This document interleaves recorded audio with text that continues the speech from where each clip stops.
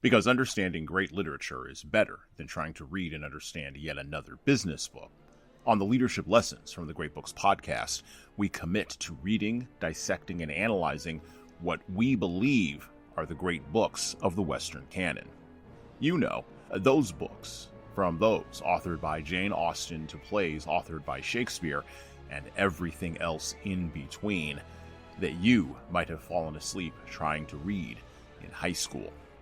We do this for our listeners, the small business owner, the entrepreneur, the manager, or the civic leader who doesn't have the time to read, dissect, analyze, and even leverage insights from great literature to execute leadership best practices in the confusing and chaotic postmodern world we all now inhabit. Welcome to the restoration of the best of Western civilization here at the intersection of literature and leadership. Welcome to the Leadership Lessons from the Great Books podcast. Hello, my name is Jesan Sorrells, and this is the Leadership Lessons from the Great Books podcast, episode number 190. What this means, by the way, if you're counting at home, is we are 10 books, 10 episodes away from our big 200th episode of this show. That means we've really done something.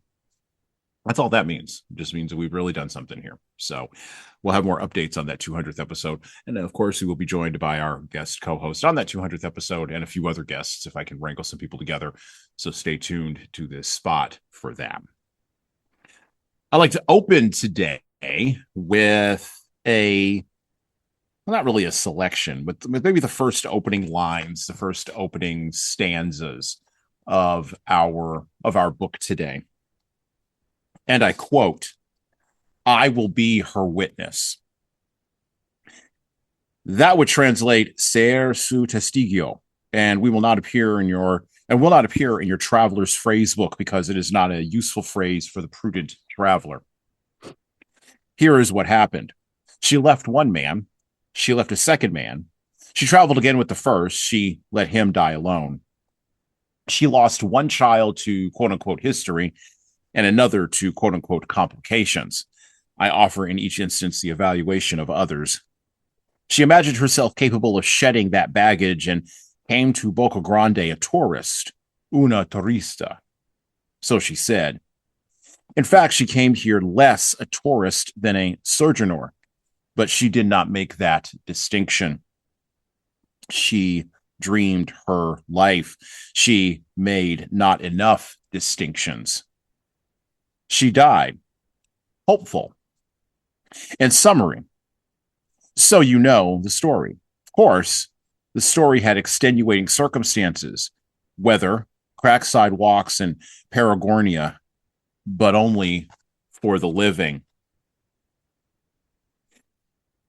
When you open up the book here, when you open up the book today, you are introduced to a woman named Grace Strasser Mindana, née Tabor. She has been, for 50 of her 60 years, a student of delusion, a prudent traveler from Denver, Colorado. Her mother died of influenza one morning when she was 8. Her father died of gunshot wounds, not self-inflicted, one afternoon when she was 10. From that afternoon until her 16th birthday, she lived alone in her parents' suite at the Brown Palace Hotel. She has lived in equatorial America since 1935 and only twice have had equatorial fever. She is an anthropologist, Grace is, who lost faith in her own method, who stopped believing that observable activity defined anthropos. She studied under Kroeber at California and worked with Levi Strauss at Sao Paulo, classified several societies, cataloged their rights and attitudes on occasions of birth, copulation, initiation, and death, did extensive and well-regarded studies on the rearing of female children in the Mato Grosso and along certain tributaries of the Rio Xingu.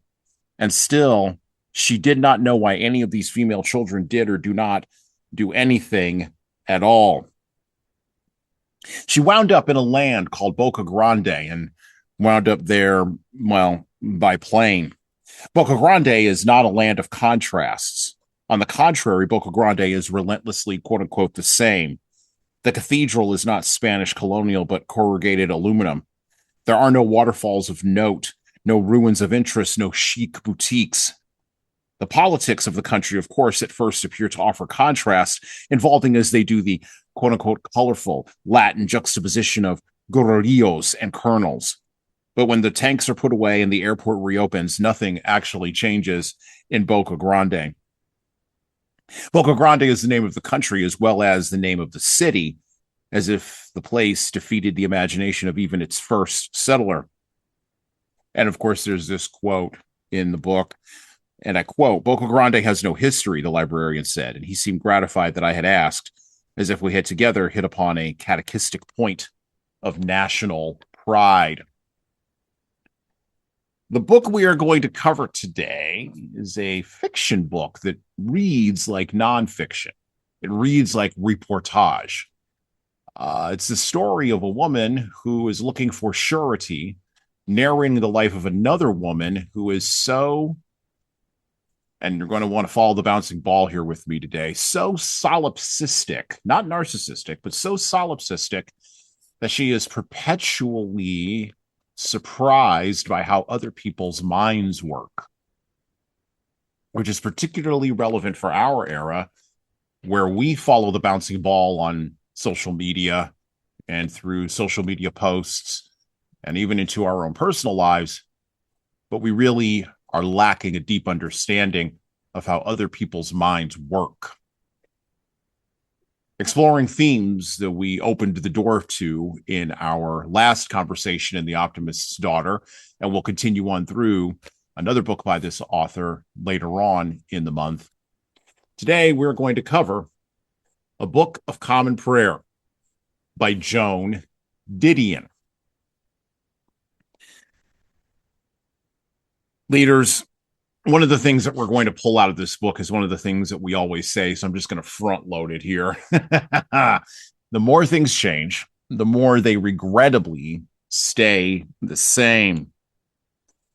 And the problem of eyewitness testimony, the problems that we have, I thought were problems of a lack of language in order to engage in discernment, to interpret assertions that may be bogus, and then to discern and critically think through the challenge of what we observe interpersonally.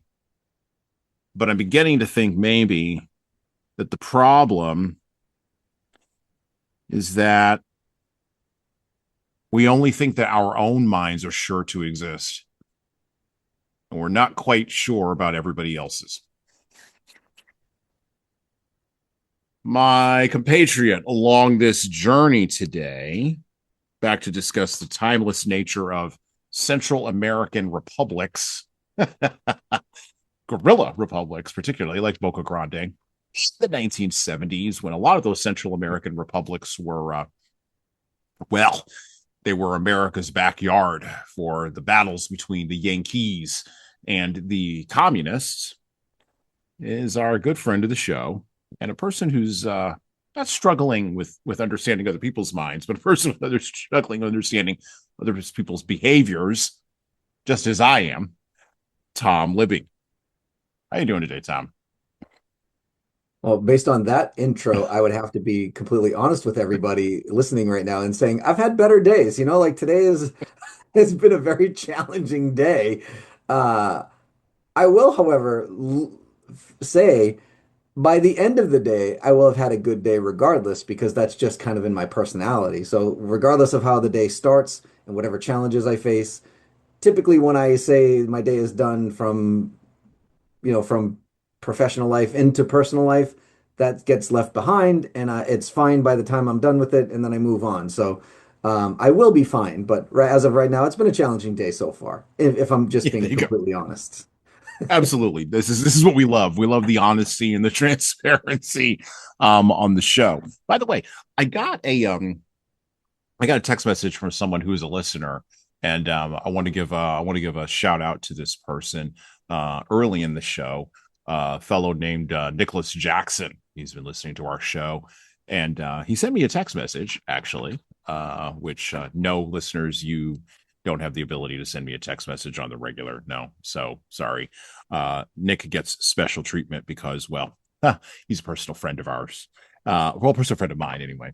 I don't believe Tom has never met him, but Nick sent me this text message last week when I was dead sick in the middle of like sweating and fever, and I was laying on my couch, and my phone happened to buzz, and Nick almost never texts me unless there's like an emergency or something pops up or something like that, and he sent me a picture of the screen in his car, listening to our episode from last week, The Optimist's Daughter, and he said, and I quote, "I've really been enjoying your podcast. Your perspective, education, and intelligence really shines through in your work here. I think we really have a ton in common when it comes to our thoughts about culture, religion, and the impact of Western culture." So, Tom, I can't take all the credit for that. That also goes to you. So there you go. A little something else to brighten your day. Hey, look at the day's getting better already.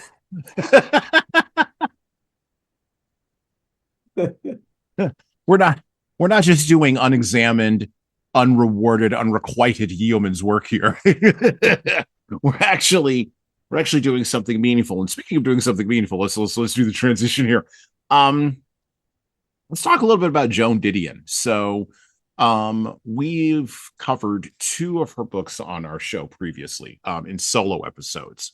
One in the second season of the show, we did Slouching Towards Bethlehem, which was her initial collection of essays that she wrote in the 1960s, and we're going to recover that in an upcoming episode with another guest co-host coming up here fairly soon. So stay tuned for that.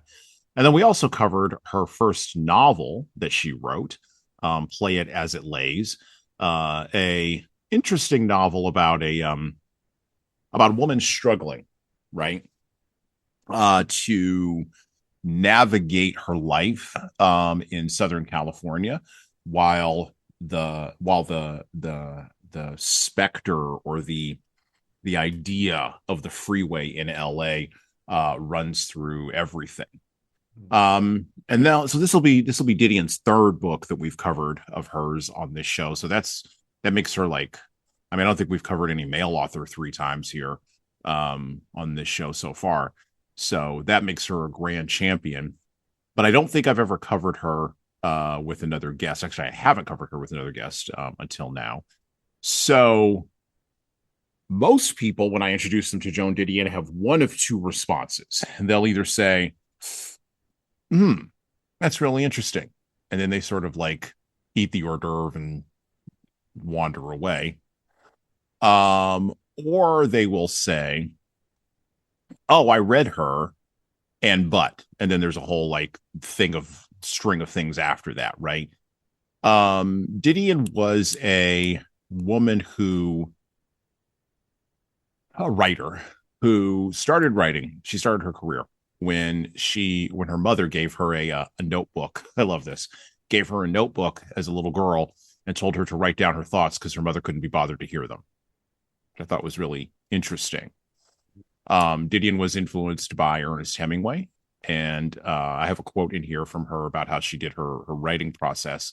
But she won an essay in high school. There was an essay contest back when they used to have essay contests. Vogue magazine did an essay contest, and I think she won it when she was like 17 years old, and then graduated high school and went to work for Vogue magazine in New York City. So she flew from California, where she was born and raised, flew out to New York, lived in New York for a time, became a journalist, learned the discipline of journalistic presentation, and was coming around and was writing essays and writing column pieces and being edited during a time when that was probably the best way for a young writer to actually become honed. She's totally the opposite of a John Steinbeck, right? Who we covered on this show. She was not a working class. She didn't come up from working class well, she came from a working class background, but she was not part of a working class milieu. She never thought of herself that way. But she also never thought of herself as an intellectual or a scholar or even particularly a writer. She thought of herself as a journalist, and the many things that I've watched on her. I watched her autobiography. that was produced on Netflix about her. I'm fascinated by this woman because she represents sort of that mid-century writing moment, that brief moment between the end of the 50s and the beginning of the 80s, when you could kind of get away with anything if you were a male or female writer. Like you really could. Like everything had become really super egalitarian. Magazines like Vogue were publishing really interesting writing, but so was like Reader's Digest and Life magazine. You could open up Harper's Weekly and you could see a writing from you could see writing from Hunter Thompson, just using him as an example. I'm not saying Hunter Thompson ever wrote for Harper's Weekly, but Charles Portis is a better example, who wrote True Grit. You could see writing from Charles Portis right next to reporting from Walter Cronkite, just to use another example of a name that folks would know. It was that weird mid-century American moment when high culture and low culture began to merge together and began to overlap and began to influence each other. And Didion was at the center of all this. Her first collection of essays, Slouching Towards Bethlehem, was written basically because she was asked to go back to California after she quit Vogue. She was asked to go back to California by the New York Times, who had picked up on her, to report on what was going on at Haight-Ashbury, because the Summer of Love was about to kick off. And of course, she was right around the age where you could go and observe the Summer of Love and not be a part of it. And she did. And to her horror, and this is where it's interesting. The other thing that fascinates me about Didion is interesting. Didion was probably the last gasp of California Republican leanings that eventually would become left wing over the course of the 80s and 90s. She was sort of that last gasp of Californian propriety that was holding back the Haight-Ashbury types, who are in our own era would be the great grandfathers of the folks who are high on methadone and pooping themselves on fentanyl right now in the streets of San Francisco. That's what Haight-Ashbury gets you. You wind up at that spot. At least I think you do. So that's a lot there. I just dumped on you, Tom, about Didion. And that's really like stuff just from the Wikipedia article and other things that I've been able to gather about her going around. Like I said, most people have not heard of her because she's considered to be a literary writer, not a popular writer. And she was also considered to be a very waspish writer. She was a classic sort of, I write for the New Yorker. Oh, the New Yorker. And then your voice goes up at the end and, you stick out your pinky like you're drinking tea or some crap.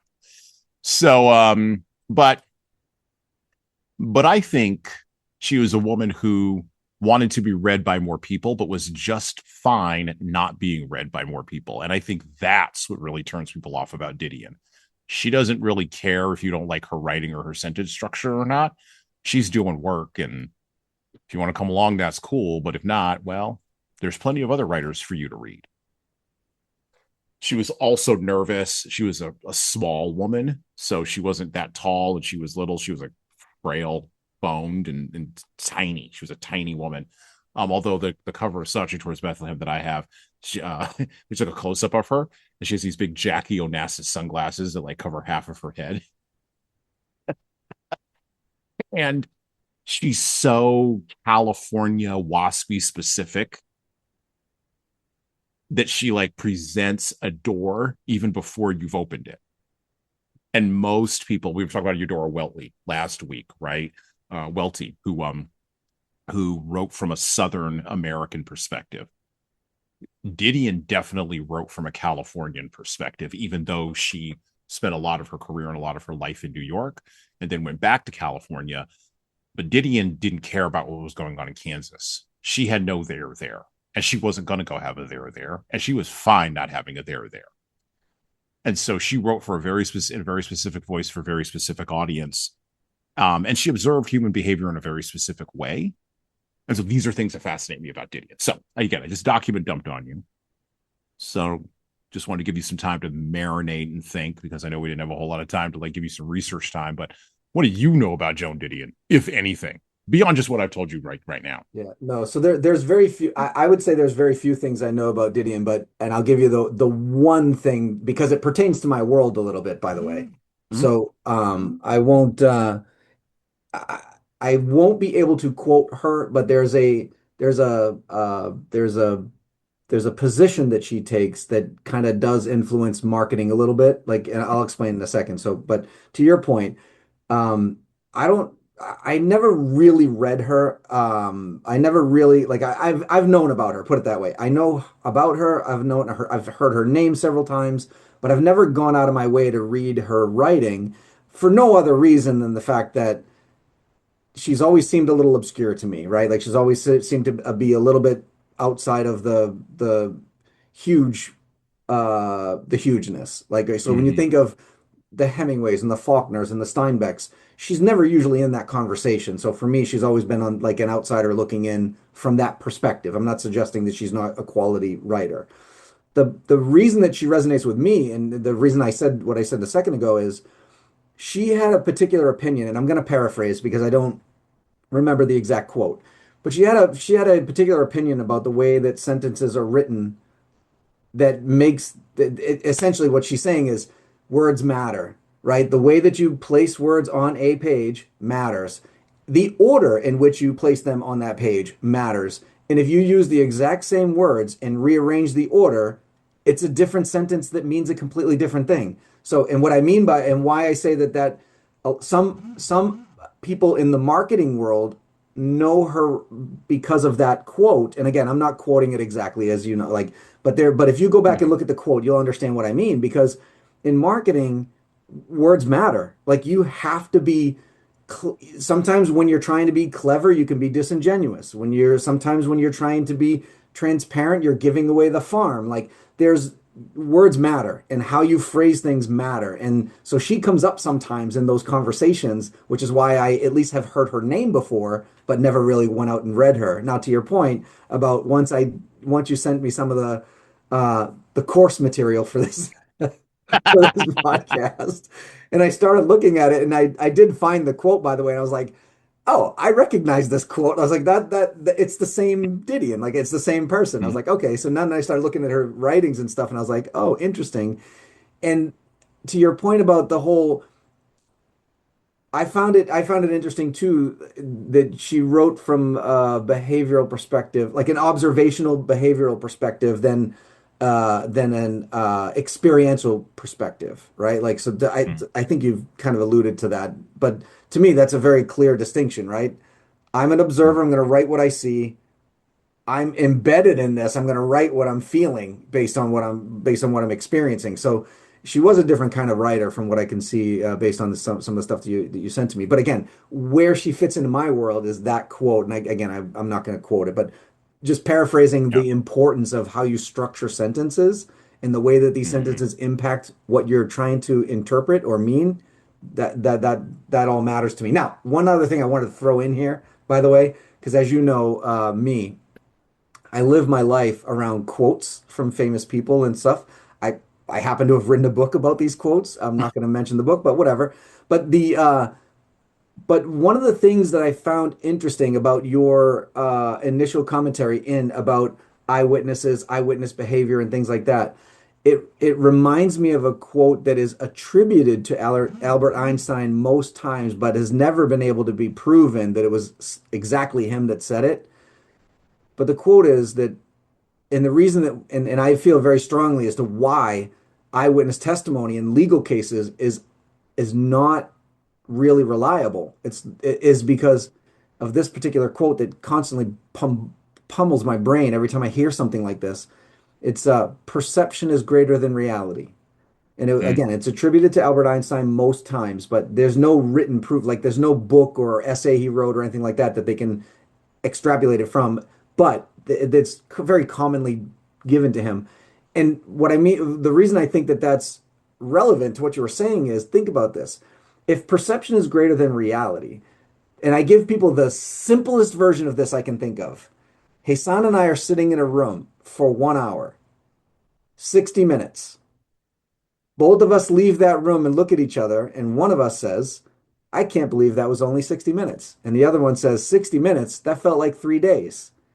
Well, here's the reality, folks. It was 60 minutes. No matter how you time it, no matter how you measure it, no matter how you, it's still 60 minutes regardless. The both of us experienced 60 minutes, but our perception of that 60 minutes was way more impactful to us as a person, which means, I'm circling around to my point here, which means that all of this eyewitness testimony, observation of human behavior, all of that stuff is influenced by your own perceptions. It's not the reality. You're not observing reality. You're observing it through the lens of your own eyes.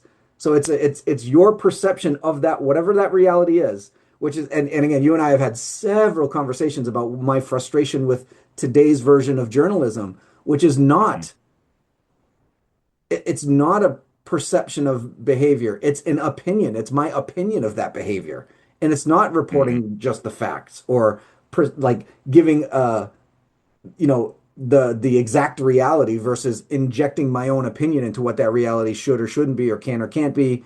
That's journalism today. Journalism today is not observing human behavior and right and telling us what it is. It's injecting their own opinions. So again, circling back here, wrapping up, I should say. No, So no, no. You're right. Yeah, no. So the quote you were talking about from Didion, I'll yeah, just give it to the folks here because I have it here in excellent. my course materials for today for our conversations. This is actually from her essay published in, I believe it was 1976, if I remember correctly, called "Why I Write," that she wrote for the New York Times, and I quote: "To shift the structure of a sentence alters the meaning of that sentence as definitely and inflexibly as the position of a camera alters the meaning of the object photographed. The arrangement of the words matters, and the arrangement you want can be found in the picture in your mind. The picture tells you how to arrange the words, and the arrangement of the words tells you or tells me what's going on in the picture." Close quote. Yeah. So now you get what I was saying. Yep. Yep. Well, and that's very, I mean, she started writing for Vogue, right? And so like back in the day, Vogue wasn't just like this.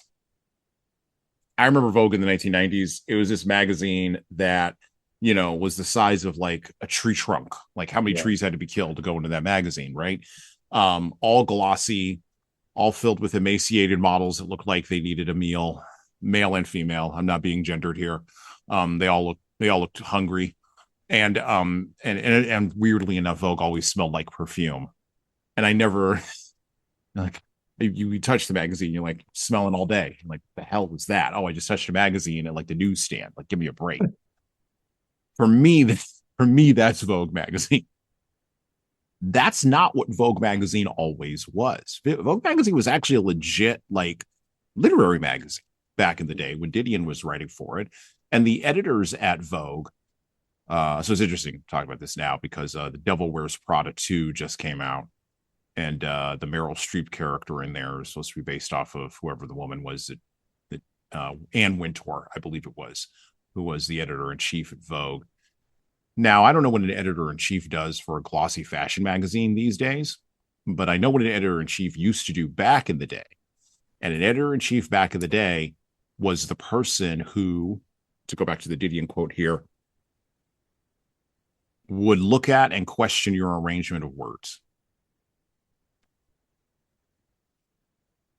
This question is not in the course materials, but it occurs to me to ask this. So there's two other authors we've covered on this show: George Orwell, who wrote his great essay on the English language, which we talked about the arrangement of words, and then David Ogilvy. We talked about his book, The Confessions of an Advertising Man. Which actually you and I should talk about that book. It's another one we should go back and revisit because I talked about it with John Hill and Chris Widener, but we should go back and talk about that book. One thing that unites, there's a thread that unites George Orwell to David Ogilvy to Joan Didion. There's a thread here, and the thread is the idea that words matter, that language matters. Here's the question that's not in the script, but it just occurs to me to ask. We started off this month with the idea from Seth Godin that everyone's a marketer now. And yet language seems to matter less and less, which is weird because we now have the like language prompting machines Yeah. that we're dumping words in, and we're expecting the language prompting machines to suddenly become conscious and kill us all. And I'm not the first person to point out this disconnect. Like there's something we're missing in our current era. And so I guess the question is,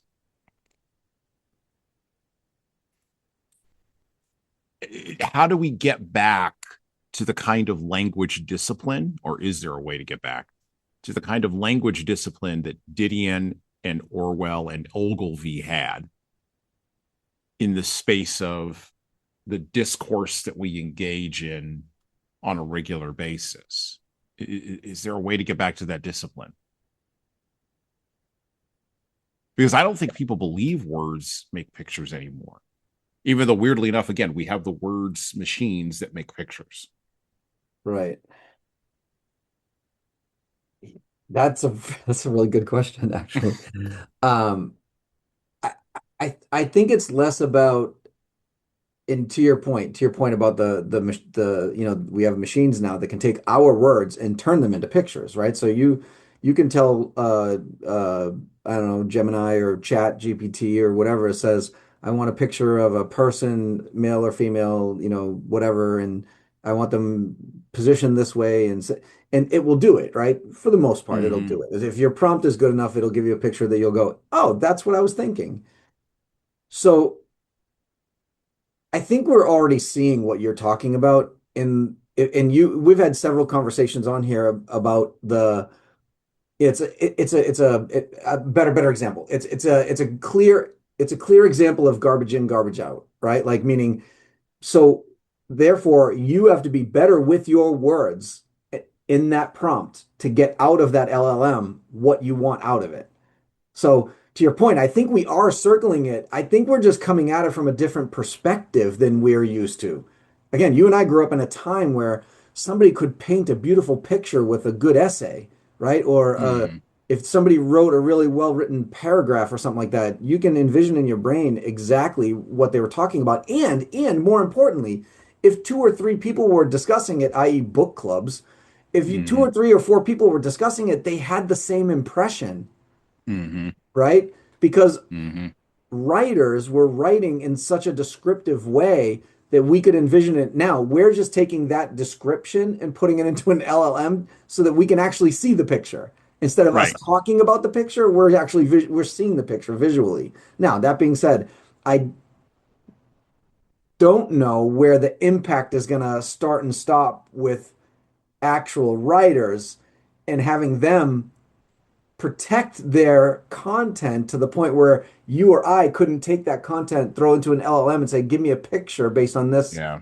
author's description. Like, so I think that we're in some wild, wild west kind of stuff here with that. Yeah. But I think there are occasions already where today's version of authors are being a little bit more obscure, being a little bit more vague, so that you can't take their stuff and put it directly into the LLM. But if somebody comes to them and wants to interpret their book into a movie, they now get paid as the advisor to that movie and they can interpret what they meant.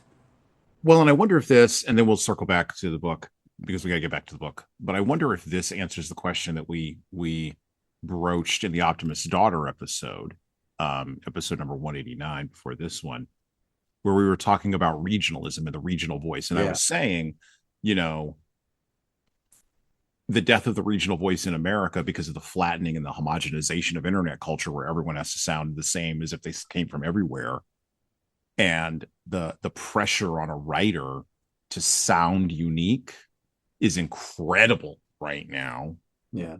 to push through the noise that's been created by, quite frankly, language, and by, quite frankly, a loose, undisciplined, and unserious language that's everywhere.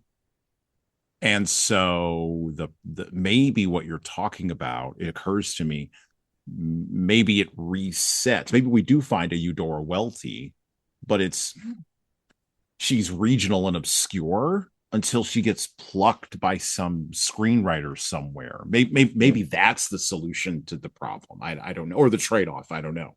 So I wonder if we're going to get to a point where the writers are going to start doing it themselves, right? So in the book that they publish, there'll be a little vague and obscure. Then they take their own book and throw it into an LLM and say, create a movie, but Yeah. add this and that and this and that, like add these components where I left Yeah. out here and here. And then all of a sudden we have a AI generated movie based on the writer themselves injecting their thoughts into their own book. That's Wild West today. Okay. I don't know what to make of that. That's definitely Wild West. That's definitely a Wild West idea. I don't know what to make of that. I don't know what Didion would have made of that, but I do know we got to go back to the book. Back to A Book of Common Prayer. By the way, the title of the book, A Book of Common Prayer, does reference a Book of Common Prayer, which I believe, if I remember correctly, is the title of the it's not Westminster Catechism, I believe, if I remember correctly.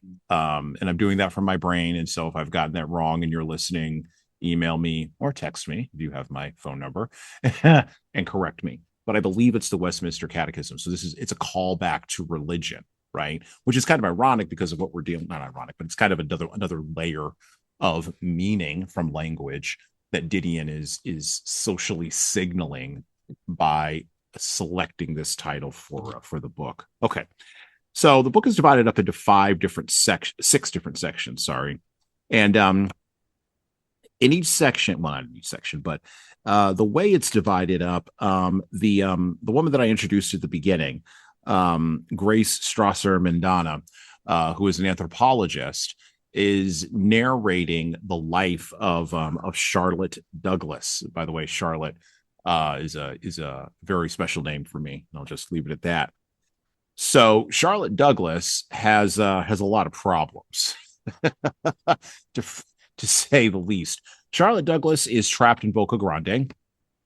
Charlotte Douglas might have gone to Boca Grande because she wanted to go to Boca Grande. Boca Grande is in the middle of when Charlotte Douglas arrives. It's in the middle of a civil strife, civil unrest. It's in the middle of a civil war, a guerrilla war, actually. And it turns out that the people who are running the guerrilla war happen to be in the family of Charlotte Douglas's husband, making it extra complicated for Charlotte. Now, Charlotte Douglas doesn't really understand what's going on. Charlotte Douglas spends a lot of time at the airport in Boca Grande, which seems to be the place where, and Didion is sort of interesting when she sort of puts this in perspective. It's a place where all the action happens. It's a place where a lot of the negotiations happen, particularly the restaurant at the airport is where a lot of the negotiations around the Civil War is where the negotiations around how the war will be, how the government will be reset up. A lot of these things happen here at the airport. And remember, Grace is reporting on all of this. So we are reading what Grace is reporting on Charlotte doing. So it's an inversion, right? We're looking at the actions of a person, observing the actions of a person through a microscope that's being held by somebody else who's also looking through the microscope. As you go through the narrative, you also find out that the Charlotte has had some problems, not just with the person she's currently married to, but problems with the people that the man she was formerly married to. Charlotte had a daughter, and Charlotte's daughter was named Marin, and Marin gets involved with a group of a group of revolutionaries in America. And the FBI comes and visits Charlotte because they suspect that Marin, her daughter, is going to contact her. This is a throwback to things that were happening in the 1970s. Patty Hearst was kidnapped. The heiress Patty Hearst was kidnapped and then was later revealed to be working with the Symbionese Liberation Army. Those of you who are history files can go look that up. But that's what Didion is referring to. And there was a spate of this happening, right, where rich young socialites would go off with these revolutionary armies, shave their heads, and then start blowing up buildings inside of America. The FBI clearly took how can I put this? They clearly took a problem, or they had a problem with I this. took offense to this. They did take offense to this. They took deep offense to this. And people forget the 1970s was a time of great, just like in the early 20th century, a time of great anarchy in America. There were a lot of internal civil bombings. There were a lot of these revolutionary groups, not just Symbionese, who I've never heard of, liberation, but also groups that were in favor of Black liberation, women's liberation, gay liberation, and all of these liberation fronts or liberation groups all had violence and anarchy at the bottom of them. They weren't necessarily about, well, Malcolm X had a great phrase. He said, "We're either going to solve this with a bullet or we're going to solve it at the ballot box," right? And a lot of these folks wanted to solve things with the bullet because they thought the ballot box had failed. Didion was in the middle of all this. The other dynamic that's in this is the late 1970s were the beginnings of genuine revolts, like between the Sandinistas and everybody else in San Salvador, that eventually, of course, would be funded by the Ronald Reagan administration in the United States. But in the 1970s, all this stuff was getting planted. All these seeds were getting planted. And as a matter of fact, Didion had been sent down to Central America to report on some of these civil wars and guerrilla wars that were going on. And these experiences that were written about in her nonfiction book, I believe it's called Salvador, influenced very much A Book of Common Prayer and her perceptions of society and how it breaks down. Joan Didion did something very interesting that I haven't really talked about since Joseph Conrad's Heart of Darkness, which we covered on this show with Professor Dr. Momin Quasi. Oh gosh, way back in the second season of our show. Didion was the classic, and this is why I mentioned that she was a WASP, white Anglo-Saxon Protestant. She was the classic WASP colonialist going down to Central America, reporting on what people were doing and then being emotionally impacted by it, while all the people standing around down there looked at her and said, well, you could always go home, Yankee, which is the typical response. Didion took a journey into the heart of darkness of human behavior. And so he wrote A Book of Common Prayer and Salvador, one nonfiction and one fiction, in order to sort of deal with what she saw in the context of a life in the United States that was also being riven by civil strife. Turns out the Boca Grande isn't just a place in Central America. It's also a place in your backyard in America.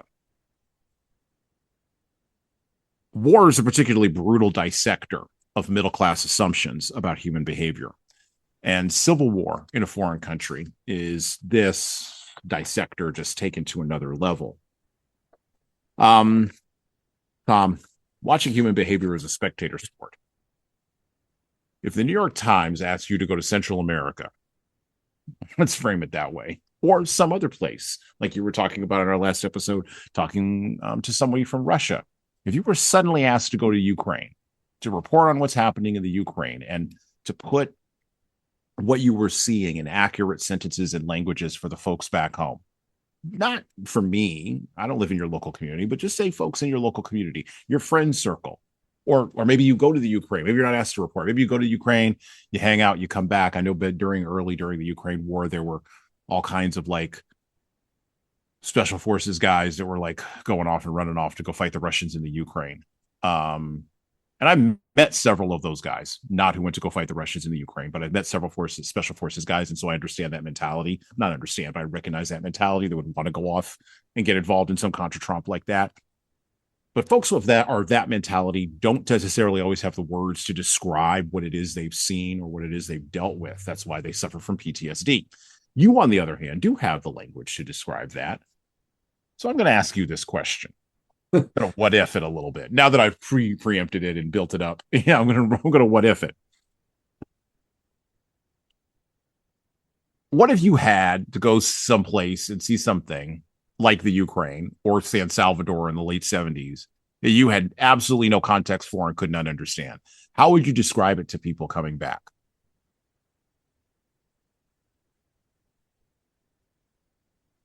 I would hope that I would be I would hope that I would be of my own that I would take my own advice, Okay. right? Meaning if I knew nothing about what the purpose of this war was or what the catalyst of this war was or what the and I was just going over there to observe and report back, right? Mhm. Like Mhm. I would hope that I would be very careful on how I worded factual information. Like, because that to me, that's at that point, that's the only thing that I should be interested in or willing to do is to go over there and basically just report back what I see, what I not what I feel. I mean, if I'm in the middle of a bunker and I feel the whole bunker shaking because some bomb landed above us, I'm going to be petrified, right? So now I'm writing from a perspective of whoever dropped that bomb is the enemy or the evil one and we're the good ones. And that's not for me to say at that point. Who am I? I'm an outsider looking in. I have no right to say which one is right or wrong and which one is good or evil.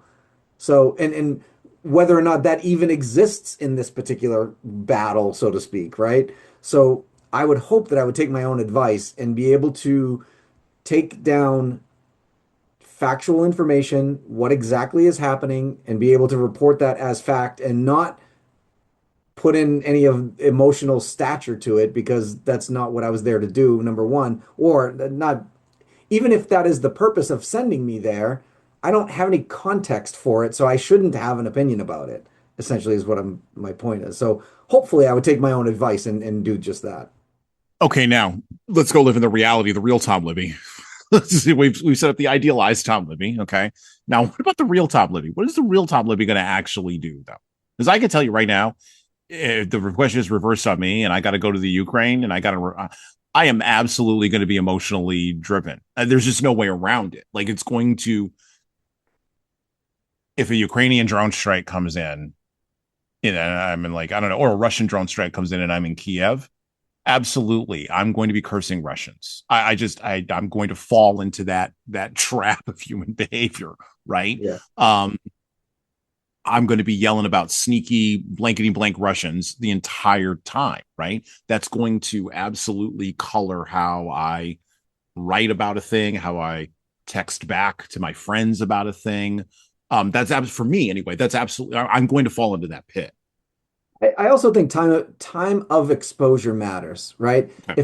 If I go there, observe, see a bomb or two, come back, fine. That might be one thing. But embedding there, being there for weeks, months, etc., experiencing this shoulder to shoulder with whomever you're experiencing it with, Mm-hmm. to your point, if I'm if I'm in Kiev, I might experience this completely different as if I was sitting in Johannesburg or St. Petersburg. Like so again, I think that context matters, right? Like and I Right. think the longer you're exposed to that single side, I think like okay, like for example, so let's say I think the perception here is greater than reality Mm-hmm. again because let's take two people.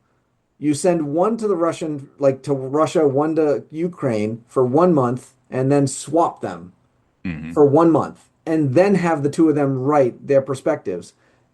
It's going to be influenced by what hits them first versus what hits them like all that's going to matter. So to your point about and you can put yourself into these hypotheticals all you want, but unless you actually experience it, you have no idea how you're going to respond to this. So Like this is the point I was making about middle class assumptions. This is the point I was making about middle class assumptions. So we like to do these thought experiments, and we yeah, like to say, well, if I were this, or if I were that, or if I did this, or if I did that. People rip on Didion. That this is one of the main critiques of her.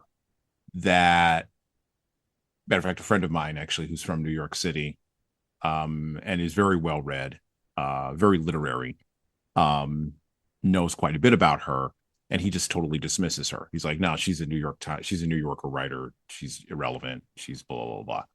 She's all these things. She in his brain, she check marks all of the boxes for white supremacy. Okay, all right, fine. That's one man's opinion. That's fine. You're allowed to have an opinion. Um, I think that the fact that she was able to go to places where no, let me wind this back. There's a lot of talk about privilege, right? And privilege is tied to colonialization. And this is an argument that I know is probably close to your heart, Tom, because of just the things you deal in and all of that.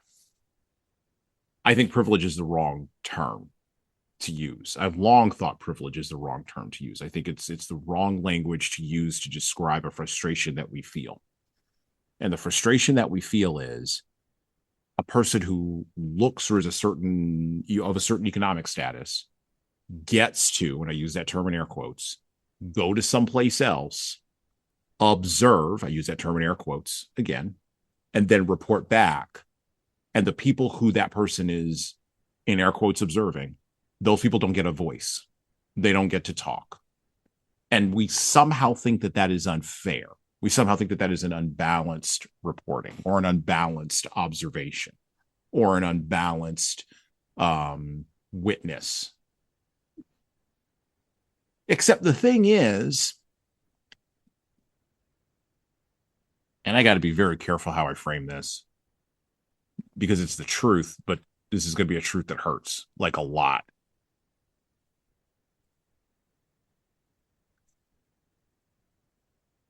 Throughout the entire history of the world, there have been billions, damn near trillions, I would assert, of people who never got a voice, regardless of their circumstances. Mm. So if there is a argument from, and again, I don't like the word, if there's an argument from advantage, I'm not going to use privilege. If there's an argument from advantage to be made, it's not an argument that argues with the particular certain current cultural, historical, or even past cultural, historical circumstances that allowed that advantage to happen. I believe fundamentally the argument should be, why haven't those circumstances happened other places and why can't they? But that's considered to be, weirdly enough, when you make that argument, Tom, that's considered to be a right-wing argument. Yeah. and this is not about wings. This is about human flourishing. And I don't know that human flourishing is benefited by someone showing up watching me suffer through a civil war, not lift a finger to help me, and then go back and report. I'm more irritated about that.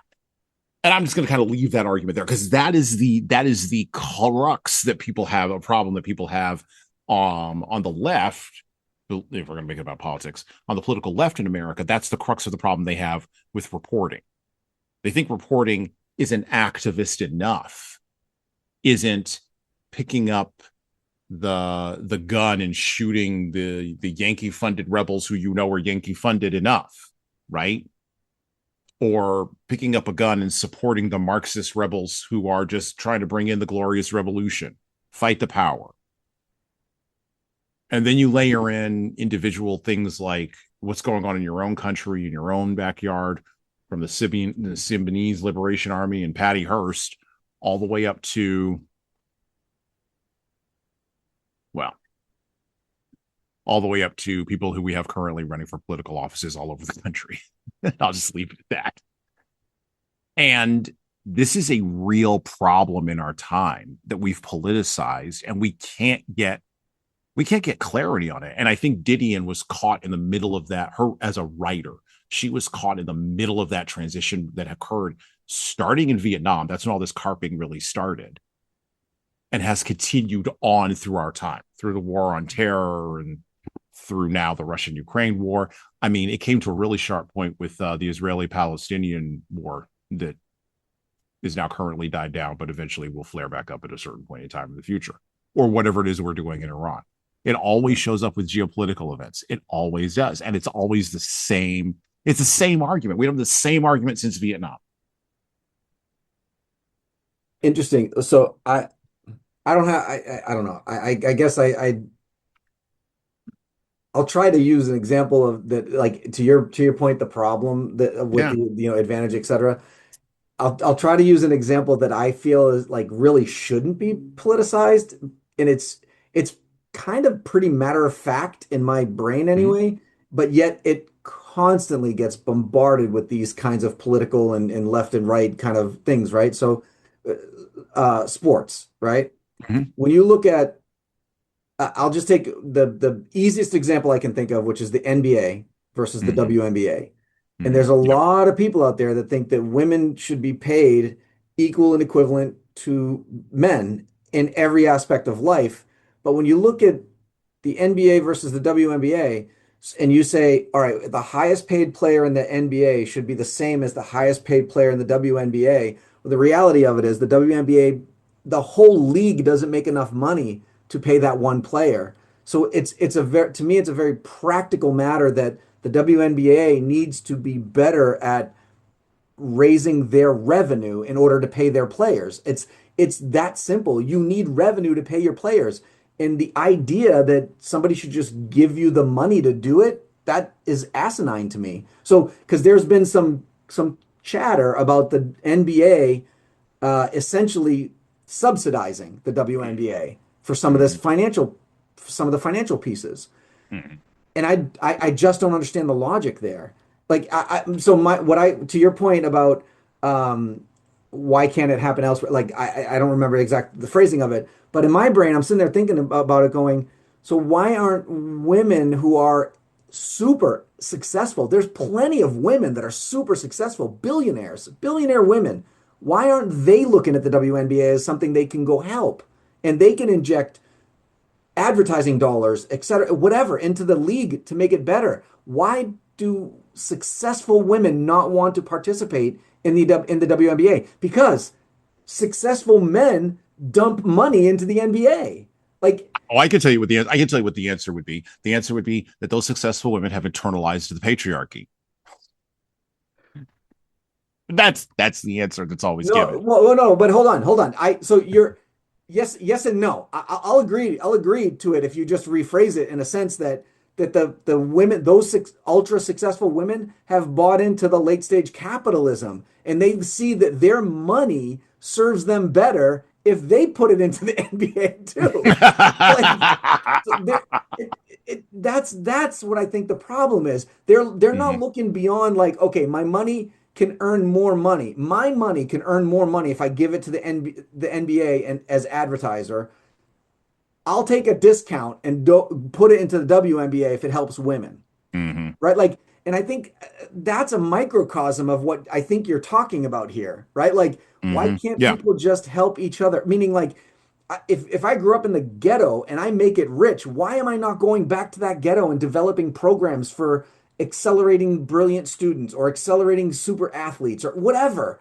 But like, but we don't think like that. We feel like once we cross a certain threshold, we now no longer belong in that group that's being suppressed, and we're part of the advantage. So we're just going to go run with the advantage. Right. And so again, the people who would say, well, the problem is they just internalized The name your patriarchy or the whatever. patriarchy, or they've internalized racism, or they've internalized misogyny, or whatever, Right, right? right.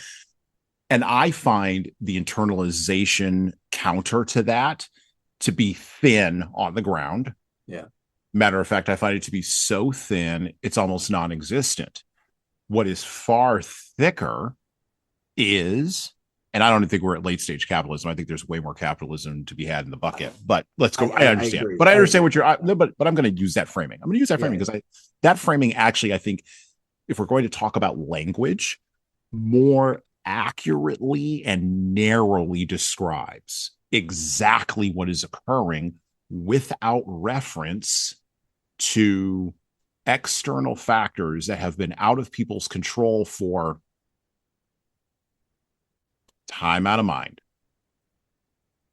since in my opinion, yours will vary. I'm saying it's my opinion. Since God created the earth, been out of our hands, out of our hands. I can't do race. May be a social construct, but melanin content is a reality. It's not. Yeah. It's not. Perception is greater than reality. That's what I'm saying. um, you know, my genes, um, my chromosomes have determined certain things. You may have an opinion about what those certain things are, I may have an opinion about what those certain things are, but it doesn't change the reality of the chromosomes. And if you're Correct. paying attention, you know what I'm talking about. That's Correct. why I'm kind of dancing around that one. Okay. Because I don't feel like getting in any more trouble than we're wandering into getting into right now. Um, um, as far as money and status and things that are changeable, the United States of America, pound for pound, is still the best system in the world for changing your status if you actually want to put in the work. And if you put in the work and your status Individually. doesn't change, Yes. individualism, right? If you put in work and your status does not change, I don't know what to tell you. I really don't. But I how many really times have you don't. seen that happen in your lifetime, though, Hassan? Oh, a And lot. I see people who put in the work. Well, I won't say a lot. No, no, I it's will. not What I will say often. is In my opinion, it's not not often. often. It's not often. Usually you're finding people that are quote unquote putting in the work, but they're not really. Right. Like Yeah. they're saying they're putting in the work, but are they really? And Right. that's the problem that I think that most people, because running on a hamster wheel at 100 miles an hour is not putting in the work. No. No. No. No. Stopping, stepping out, understanding your strategy, reinventing yourself, that's putting in the work. Like you can't just you can't just Well. wake up and say I want to be a millionaire and then tomorrow you're a millionaire. Like but Well. to your point about the America being the best, it's still the best system on the planet. Well, that is 100% true because if you think about it, per capita, we still have the highest number of billionaires, the highest number of millionaires, and the highest number of people. Now, that being said, we also have the highest number of people living per capita in poverty. Correct. But that's just because we're also population wise in the top five of the world of population. We are a very large country. We're not, that's like saying India should have less poverty. Even more so than that. Even more so than that, there is a biblical principle that sits behind this. Matthew 25. Um, you know, if you put in more, you're going to get more. Jesus said this. If you put in more, you're going to get more. And if you put in less or nothing, guess what? Even that you had at the beginning will be taken away from you. It's called the Matthew principle. Economists have tested this because it seems brutal. It seems vicious. And it seems, I'm going to say the word, unfair. Except, and I think I mentioned this before on the show, but it's been a long while. In my house, we abandoned the word fair by the age of like 12. My 9-year-old boy has another 3 years to use the word fair, and then we don't talk about fairness anymore. We just talk about reality. You put in the work, you're going to get an outcome. You may not be the outcome that you like, and it may not be the outcome that you wanted in comparison to somebody else, but is it an outcome that you got that is better than the outcome you could have gotten yesterday? That's the only measurement. Are you better today than you were yesterday? If the answer is yes, great. If the answer is no, well, you got some things you got to work on. that's now that people hear that and they go, well, that sounds brutal. No, that's the reality that we are all facing out here. And so Didion, if I wanted, just to bring it back to our book for just a minute, if I wanted the career that Didion had, I have to do the things that Didion did. Yeah. I have to make the decisions Didion made, all the way from when she took her mother seriously about writing down her thoughts that her mother didn't want her to bother with her when she was like 9 or 10 and gave her a notebook. 9 or 10, that's when it started. It didn't start when she got to go to San Salvador and write about rebels. She was just dropped into that. Right. It was a step by step progression. You can argue privilege from that, but a notebook in California in the 1950s was probably 5 cents. Now, did the mom have to scrape to get to the 5 cents? Sure, because like the value of $1 was more. It was pegged to the gold standard, blah, blah, blah. You can make all of these whatevers. But I mean, she would have given her 2 sheets of paper. 2 sheets of paper. Now, the question, of course, you can ask is, well, how many other little girls at 9 got notebooks from their mom and they didn't become Joan Didion? Play it as it lays. to give another book title. But like those little girls didn't make the correct decisions. And this is the brutal like reality of late stage capitalism. And I think, and this is my concern, I think it's going to become more and more brutal as we go along, not less and less. In a lot of different places. Like we already mentioned the LLMs, but like the moat, we said this last episode on the Optimist Daughter, the moat between people who would understand how to operate the language machine and those who treat it like a magic 8 ball is just growing it's just growing like this. And all the people who treat the moat, who treat the thing like a magic 8 ball, they're all going to be mad that somehow the people who didn't treat it like a magic 8 ball, that somehow those people did something wrong. They Or just they're made different gonna decisions. start having the vantage point that, oh well, they got better training than I did. They're smarter than I am. There's always going to be an excuse as to why somebody advances and you don't. Right. They had privilege. Or they bought into the LLM driven patriarchy, the LLMicry or whatever it'll be called in the Wait, future. wait, is the LLM part of the patriarchy? I need to not understand this before I go much further down this pathway. You be careful, Tom. We're already down the path. We're already in trouble. back, back to the book. Back to the book. All right. I want to sum up this book.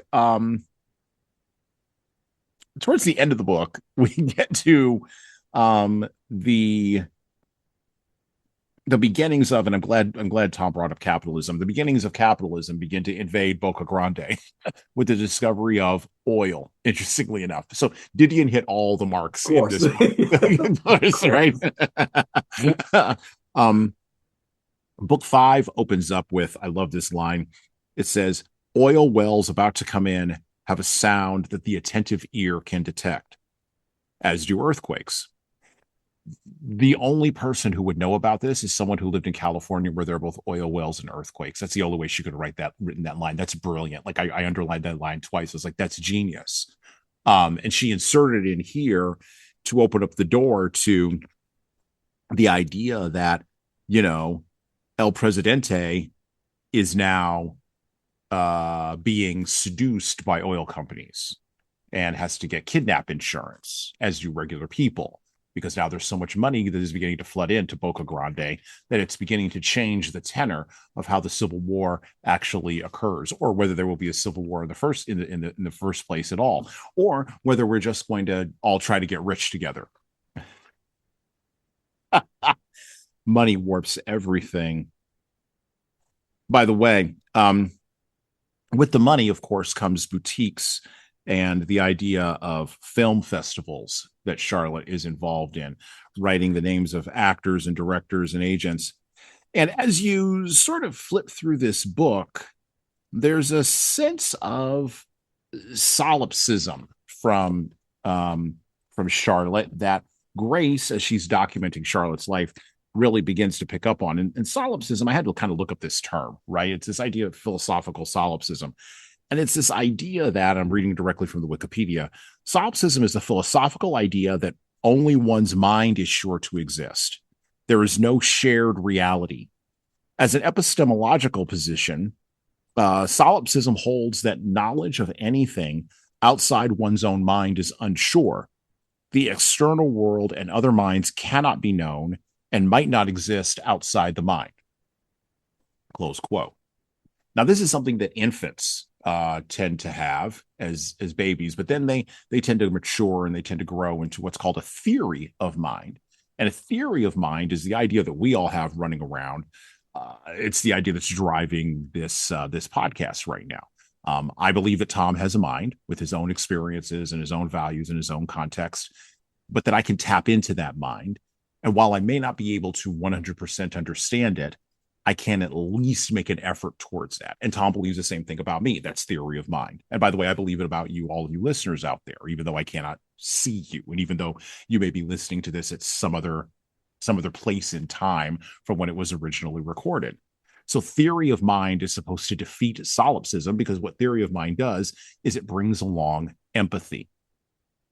And yet, one of the challenges of our time is that we are not the witnesses we want to be, because just like Grace with Charlotte, and just like all of us looking at things happening on our phones, this is one of the great insights I had today that sort of turned my mind away from what I originally submitted as the course material for today to a different direction. You like that phrase? You like that I phrasing, do. don't I do like that phrasing. I like that phrasing. I think we're going to adopt that. I think we're going to keep that. um, we.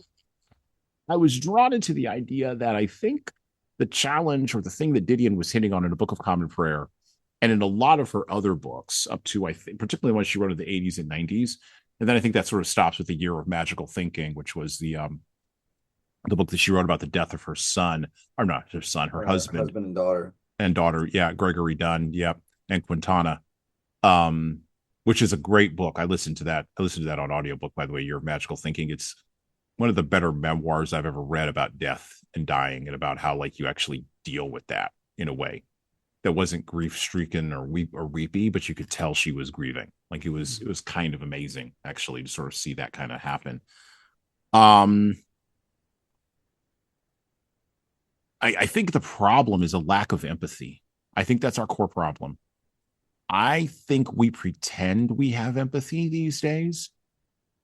And that's where the phraseology, like, well, that person has privilege or that person doesn't have privilege. And so we're going to stand up for the underprivileged or we're going to stand up for the disadvantaged. I think that's where that's coming from.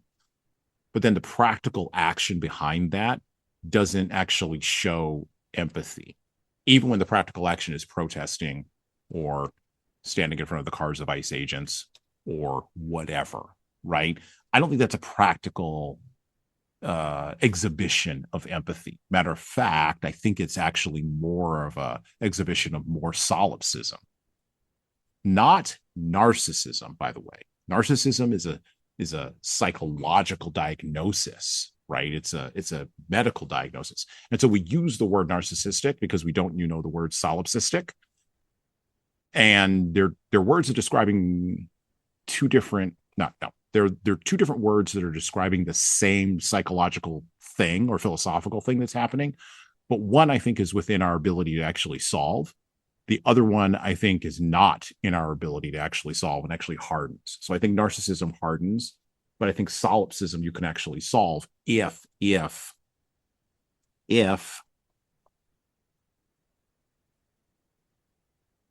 well, I wrote it down here.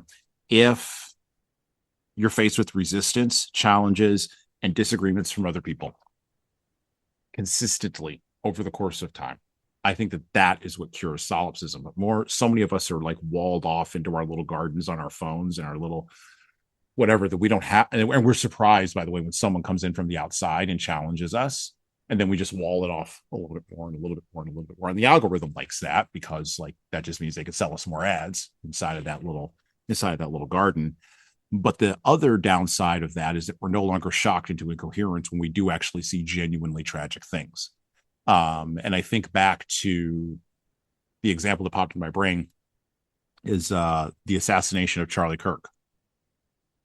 Like we weren't but 5 minutes away from that before the memes started. Like, it was disgusting. We should have all been shocked into incoherence. And I think many of us were, but not nearly enough and not for long enough. And that's what solipsism gets you, is a lack of practical empathy. I think this is a real problem for leaders, Tom. And I think it's the problem that's the poison that never gets talked about because it's really complicated and it's really hard to spot. I also think that we don't want to acknowledge that it might be inside of us. Like we may not be all that empathetic. And if we admit to that out loud, then that means we're not nice. And that's the big sin of our time, is that we just are not nice. Oh, God forbid, be nice. I guess you're into a lot of trouble. So kind of stumbling on this and thinking about this, science can tell us like the what of human behavior, but it cannot tell us the why. And I think philosophy could tell us the why. And philosophy is where solipsism comes from, or that idea. And the story that you told us in the last episode about the native dances, like that has really stuck with me, because I really do think that that's emblematic of what I'm talking about here. I think all those things click together. The lack of understanding from the 14-year-old that could just watch it on YouTube links into the solipsism that we're all experiencing online, and they're just a second generation of that, which also links into the inability to be shocked into incoherence by genuine, I mean, a murder that occurred in public that would have at any other time in our culture would have rocked us into incoherence for at least a couple of years. Like I think about after Kennedy got shot, like the country didn't come back from that for 10 years. Right. And that wasn't even in, I mean, it was in public, but it was recorded on the Zapruder film, but like it wasn't an immediate like trauma. It was a gradual trauma that rolled out over time, and people were still sensitive enough to be shocked into incoherence by even just hearing about it. So that's a big, hairy. I've linked a lot of big, hairy ideas together, and that's what we do on this show. Um, you can't see him on the video right now if you're listening to this on audio, but Tom is looking at me like, "Where are you going to land this plane?" Well, no, not at all, not at all. Because I'm thinking um, like again, as you're walking down this, there's to your point, there's so many things that are popping into my head, like yeah, just to give you snippets of it. Like I think sometimes we confuse sympathy and empathy. Like yeah, I think being sympathetic to somebody's plight is different than being empathetic and understand, like being able to understand and put yourself in somebody else's shoes and like all that stuff. That's those are two different things, but yet I think society as a whole sometimes confuses the two. And I think yeah, sometimes that confusion not being explained to people at a younger age is a yeah, problem. So to your point about the phones and all that other stuff, like I agree with that. I agree with I think the difference, some of the differences between the Charlie Kirk thing and the JFK thing, I think there's several layers of issues as to why it impacted us differently. One of which, as you said, the rollout, right? Today, mm-hmm, everybody knew about Charlie Kirk literally within minutes. The entire country knew mm-hmm, about it within minutes. So you get that incoherent, that incoherent. Sorry, how do you phrase it? the shock into incoherence, like Yeah, that. the Oh, shock of that the this, shock of incoherence happened basically all at once and then diminished all at once. Versus yeah, Kennedy, kind of it happened and then it happened and then it happened and then you were talking to people. Did you hear? Did you hear? Did you hear? And you were experiencing it over and over and over. You yourself were experiencing it over and over. Now, I wasn't alive when Kennedy was shot, but just I know it mm-hmm, wasn't the same thing. But for me, like when Reagan got shot, I was still in mm-hmm, school. Same idea. We didn't have this social media stuff that when Reagan got shot. So I heard it in school, then I heard it at home, and then I heard it like it was all this thing like, and I was young enough to not really give a crap who the president was, right? Like at that age, but it was still the president. So to me, it didn't right, matter whether it was a Democrat or Republican or it was to me that position of power was all that mattered. Like somebody in that seat could get shot, then anybody in the world could get shot, right? Like it was yeah, impact to your point. It was impactful. It was hugely impactful. So I think that there's that speed of information is something that impacted that dramatically. And again, whether I think that the Charlie Kirk assassination was impactful or not impactful is not relevant to my statement because I don't, quite honestly, I am a little surprised it didn't impact us a little longer. Again, whether you're right or left, it doesn't matter. This is a human being we're talking about that just got killed for right, no good reason. It's not like yep, he was in the process of committing a crime. It wasn't like somebody literally just didn't agree with him politically and shot him. That to me is the most asinine thing I've ever heard of in my life. So again, I did have some shock and awe, like inquiry, mm-hmm, right, whatever. But to your point, I think there's also, and you, you and I talk a lot on these podcasts about film and TV but mm-hmm, I think there's been a huge desensitization based on what we see on our phones and in the movies and like we mm-hmm, glorify certain things that we see in real life and go, well, yeah, like because we just saw Jason Statham do it, or we just saw yeah, whatever. You know what I'm saying? Like yeah, we yeah, we glorify these things in video, so that why are we now surprised when something happens in real life and people are desensitized to it? So yeah, again, I'm not suggesting it's a good thing either. I think this is absolutely horrendous. I think it's dreadful that people blur the line between reality and fantasy. And I think that mm-hmm, line is getting more and more blurry the more and more we look into these things. And yeah, and the more and more we don't teach our kids You and I have had this conversation. I don't even know how many times at this point. Yeah. All of this stems at home. I hate to tell you this, people, Mhm. but all if you are relying on general media or the general population or the government, or if you're relying on somebody else to fortify your children with morals and an ethical or ethics and a moral compass, you're going to fail as a parent. All of this Yeah. stuff starts at home. So again, stupid small little things. When we sit down as a family at the dinner table, nobody has their cell phone. It's not allowed. Cell phones are not allowed at the table. And by the way, my children are now all adults and they still don't bring their cell phones to the dinner table. Like it's stuff like that that like even if it seems small, it's impactful. Like Hmm. so again, I have five children. They're all over the place when it comes to political views. I did not raise five Democrats or five Republicans. They're all over the place. But yet, every one of the five of them were a little shocked that Charlie Kirk got shot. All five of them. That's the success. That's it. And But I that's what I'm can't talking about. believe. But that doesn't happen Right. if you're allowing public schools to tell your kids what Right. morals and ethics are. And that's Right. not what happens here, people. This starts at home. You should be starting this stuff at home. Now, by the way, I'm not suggesting that if you're a Republican that you should raise a group of Republican children, or if you're a Democrat, you should raise a group of Democrat. No, you should empower them to be able to go and make their own decisions, look at differences, but they have a foundation of right and wrong. They have a foundation of what's ethical, and they have a moral compass. And that moral compass, again, in our family, whether you're left or right, you view each other as a human being first. You view each other as family first. No matter what happens in that political arena, you are family. And you can agree to disagree anytime you want and walk away. But we're losing touch with that type of stuff with strangers. We just are.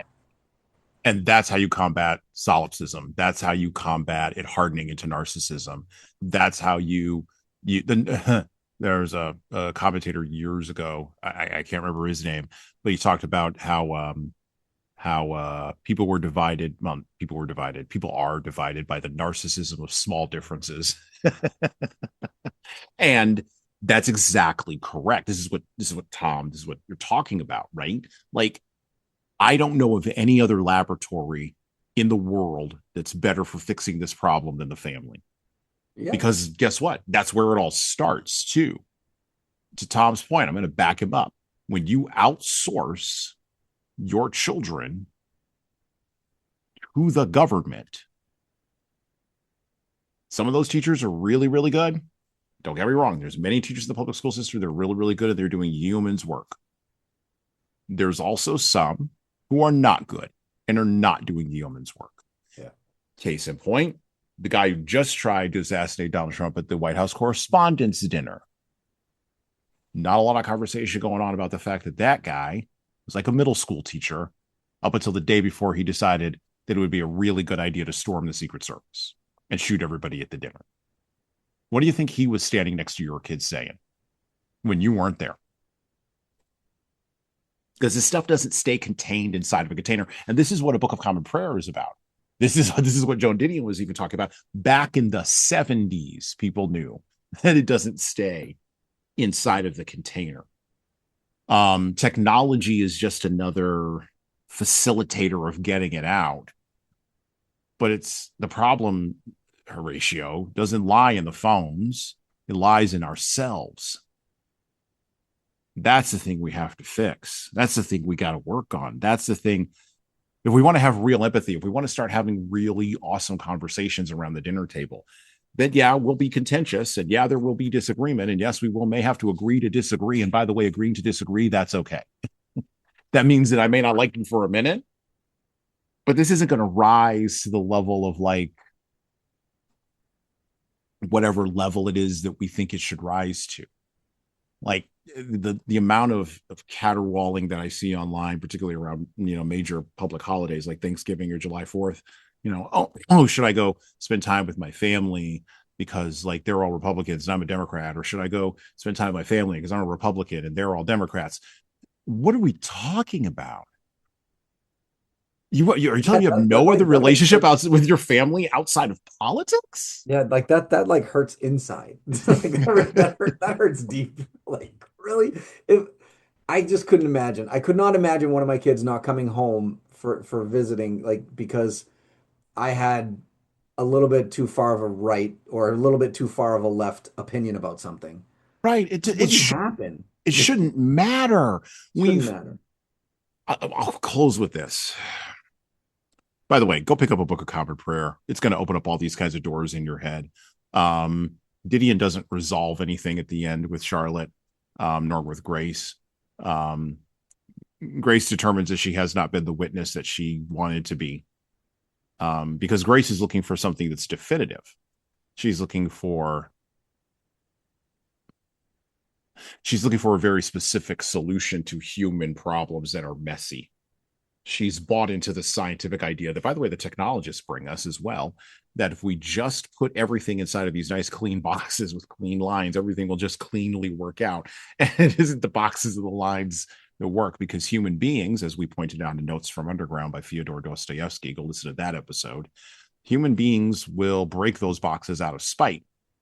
They'll break those boxes because they want to prove themselves to be human. We don't like to be in boxes, and we like the fight. Pointed that out in East of Eden too. And that's okay. We were wired to do that by God or evolution or whoever. We were wired for that, which means if you want innovation and creativity, if you want to move things forward, you've got to accept the good with the bad. That's also part of reality.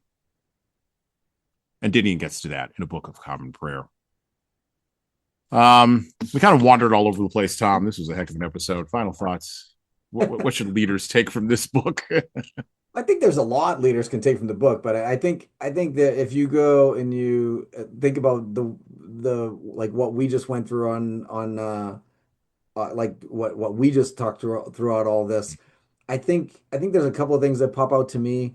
You talked about regionality, so I do think from a business perspective, understanding local context matters. I think if you're, and again, especially from my world, if you're marketing and you're putting up geo fences for your SEO or you're putting up, I think that you really have to understand if you are a nationwide company, how to market and speak to the people of particular regions.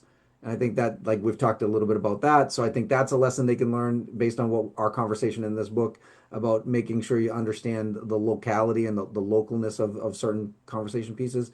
I think there's other things like the fact that the book has a narrator. It oftentimes reminds me of things like don't fall in love with your own narrative and make sure you're making business decisions on what actual data is telling you to do, and don't fall in love with the experience of your own theories, and don't revolutionize the circle. It's circle's still a circle. So if somebody's looking for a circle, sell them a circle. Don't sell them a square. You know what I mean? Like don't Yeah. don't fall in love with it. You have to be on. So there are certain things like that that if you are reading this book and you're listening to this podcast and you're thinking about it from a leadership perspective, I think there's several layers of things like that that you can kind of pull out from here. But overall, I just think it's you just gotta stay true to yourself and stay true to your stay true to your customers. Don't worry about what your thoughts and your narrative is and what your story is and all that stuff. It's you got to know what you're selling, who you're selling it to, and why they buy it. If you know those three things, you'll be fine. Well, and that's real empathy with your customers, by the way.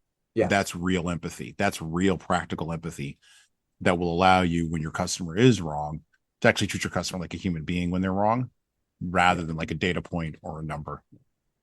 All right. I'd like to thank Tom Libby for coming on the show today. We got to wrap up. I got a hard stop at the top of the hour. Thank you for coming by, my friend. I will see you in a couple of weeks. Always my pleasure. All right. Take care. Thank you. And we're out.